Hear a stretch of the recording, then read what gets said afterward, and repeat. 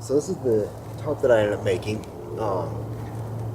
and this kind of got born out of the first time the first time I was in a hammock extended period of time, and I got snowed on in the Rocky Mountains. So I decided that I wanted something with a little bit more coverage and a little more flexibility. So I wasn't too worried about the weight, although I was trying to save ounces everywhere I could. And this is what I came up with. So a few things about this. As you can see, it's a full 3-season with doors on it. And I'll kind of give you a better look at the doors right now. And it's an area where it's pitched up a little bit higher. And as we get in here, you can kind of see right through the middle there. Let me see if I can get in here a little bit better.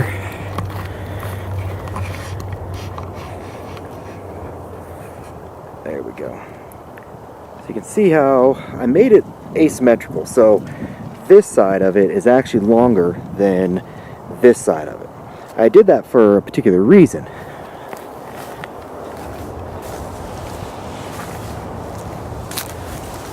I tend to get, because I have the warp on it, not the XL, I always have the bug net on, so I get in and out on the same side of the hammock every single time. So I don't have to worry about as much room back here. And I noticed how much wasted space I had on the back side of it, you know, because I put my gear underneath, but it wasn't like I was crawling behind my hammock to go access my gear. And so I wanted a little bit more floor space out here. So I figured if I did it with this design, then I can still get in. And as you can see, I can lounge out. I only have to worry about the clearance with my feet, so condensation issues. But at the same time, I got plenty of room in front of me to do whatever I want. And I have the panel poles on here, but I don't actually have it extended out, and so it'll give me much more room once I get that expanded out. The other part of this was, I'm 5'6", and this is fairly comfortable for me. I mean, I can almost stand up fully in it. So when I'm trying to change and do things in here, it's not like I have to be on my knees to do it. And I can even pull this up a little bit higher. I have it almost pitched all the way to the ground right now. So you can see how much room that actually creates around here.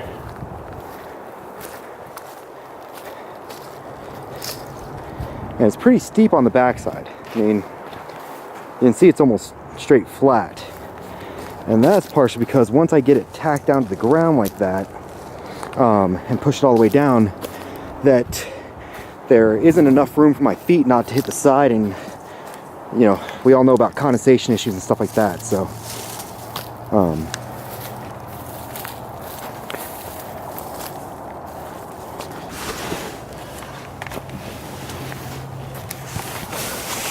so this is me laid out and basically where I'm going to sleep. Let me see if I can get that angle there. There's my feet. And you can just see there's just not very much room left over there. And my feet are just barely missing that. So that's the reason why you need the panel pole, or I need to put the panel poles, especially on the back side. But you can see how little wasted space there is on the back side. But yet, I mean, I'm just now touching it. I'm sitting up straight in my hammock and I can barely just touch that wall. One thing that I did like to show that I included was on the ridge line. I ended up putting in these little loops on each side. So if I am in a hammock that doesn't have a ridge line on it, I have somewhere I can hang clothes, lanterns, all that sort of stuff right in there. As you can see on the doors, I did put little ribbons on there for tie-outs for the doors. I know a lot of people just tie them to the pull-outs. I want to do something a little bit different. This is probably one of the areas that I screwed up in here. I got some larger D-rings, which I like, but unfortunately, staking it down to the ground, I didn't think that through. And I mean, it holds, it just isn't great at holding, so I might work something else out, maybe put on maybe do something different to secure that a little bit more, and maybe just do a loop like I did in the middle. And that's the other part, is that if I actually forgot a couple stakes, but if I wanted to, I could stake this down too, to hold this tight in heavy winds as well. And so,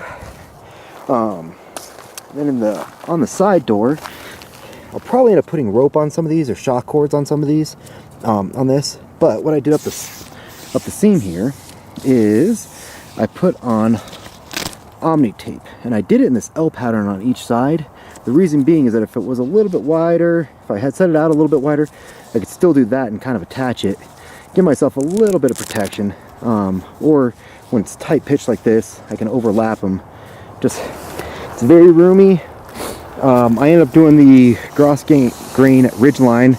I screwed up in a few spots. You can definitely see the lack of sewing technique in a few areas. Particularly in the middle, I kind of screwed it up there.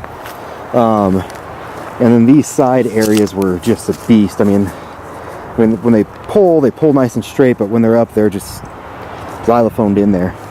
And then I'm really happy with the fabric. Just got to seam seal it, and it's all done. So hopefully gives you guys a couple ideas to think about.